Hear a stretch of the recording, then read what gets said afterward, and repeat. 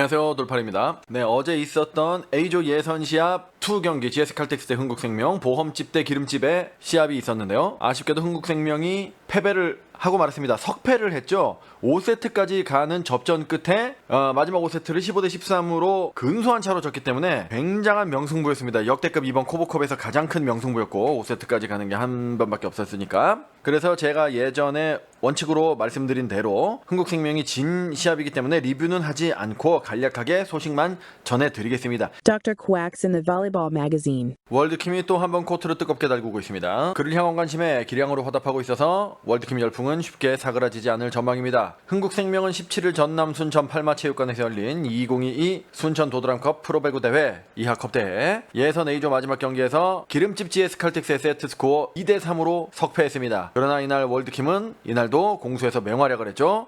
미친디그 리베로 란립의 김혜란 다음으로 많은 23차례의 서브를 받으면서도 랠리 상황이 되면 어려운 하이볼 공격을 했습니다. 상대의 집중 견제에 시달리기도 했지만 월드킴은 40%의 준수한 공격 성공률로 16득점을 했습니다. 자신에게 공이 오지 않아도 공격 자세를 취하며 김다은을 도왔습니다. 결국 패하긴 했지만 5세트 초반 크게 밀린 상황에서 흥국생명이 막판 맹추격을 펼친 시점도 월드킴이 4대8에서 서브 에이스를 올린 순간이었습니다. 지난해 열린 도쿄올림픽에서 해보자 후회 없이라고 외치며 배구를 좋아하지 않았던 팬들에게도 감동을 안겼던 월드킴은 컵대회에서도 포기를 하지 않았습니다. 흥국은 코로나 감염 확진자가 5명이나 선수 중에서 발생해서 8명만으로 A조 예선을 치렀는데요. 당연히 시합에 참가한 모든 선수가 월드킴을 포함해서 IBK전과 기름집전에서 한 번도 교체하지 않고 모조리 풀타임을 소화했습니다. 이런 악재도 승리를 향한 월드킴의 집념을 가로막지는 못했습니다. 권순찬 흥국생명 감독은 나는 부상이 염려됐는데 월드킴은 승부근성이 너무 강하다, 말릴 수가 없다며 웃었습니다. 월드킴의 승부근성은 4강 진출을 확정한 뒤 치르는 기름집전에서도 발휘됐고 이번 컵대회에서 예선 최고의 명승부를 연출했습니다.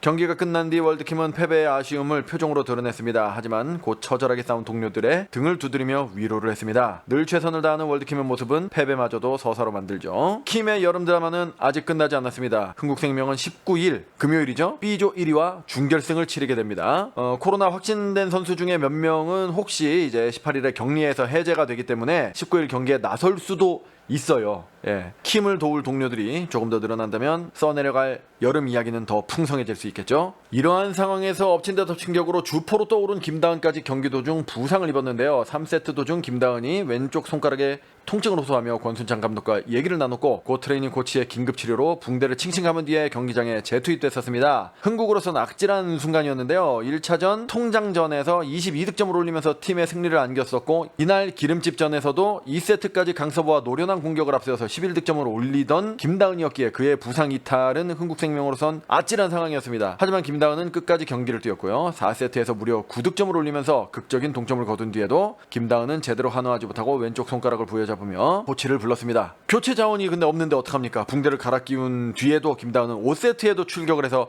경기장을 누볐습니다. 5세트에서도 김다은의 강스파이크는 계속됐지만 선수들 전체가 체력적으로 붙이는 시간이 다가왔고 킴과 김맨과 함께 경기 막판 동점까지 이끄는 순간이 있었지만은 결국은 2점 차로 승부가 갈리고 말았습니다. 상대팀인 기름집의 활약도 박수를 받을 만했죠. 원래 컵대회의 묘미가 리그에서 좀 빛을 발하지 못했던 선수들이 기회를 부여받고 자신의 가치를 증명하는 그런 의미도 좀 있는데 오늘 시합에서는 일단 문지윤 육상 선수 출신으로 이제 아포짓인데 리그에서는 외국인 선수랑 포지션이 겹치니까 출전 기회가 적잖아요. 각 팀마다 그런 아포짓들이 있는데 오늘 23득점을 맹폭을 함으로써 본인의 존재를 빛을 발하게 했었고요. 그리고 오늘 또 무엇보다도 힘든 시간을 잘 버틴 미들브루크 오세연에게 꿈같은 일이 벌어졌는데요. 이번 경기에서 월드킴의 공격을 블로킹한 게 화제가 됐습니다. 2세트 22대 17 상황에서 킴의 오픈 공격을 블로킹한 것인데요. 손끝에서 느낀 짜릿함을 평생 잊지 못할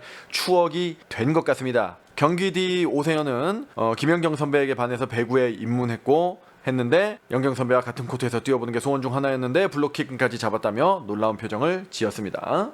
네, 재밌는 장면 중 하나죠.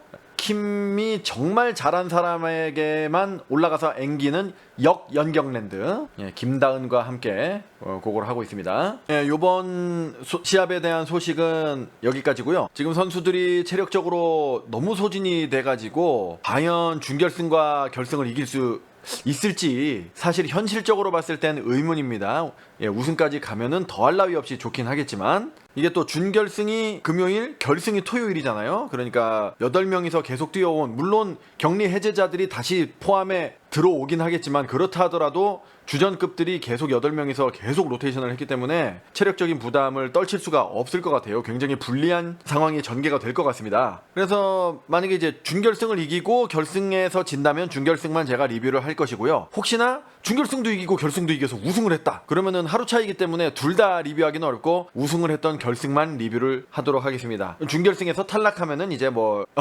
리뷰는 안 하고 그것도 역시 소식만 좀 전해드릴 예정이고요. 저는 또 다음 영상으로 찾아뵙겠습니다. 배구 매거진 돌팔이었습니다. Dr. Quacks in the Volleyball Magazine.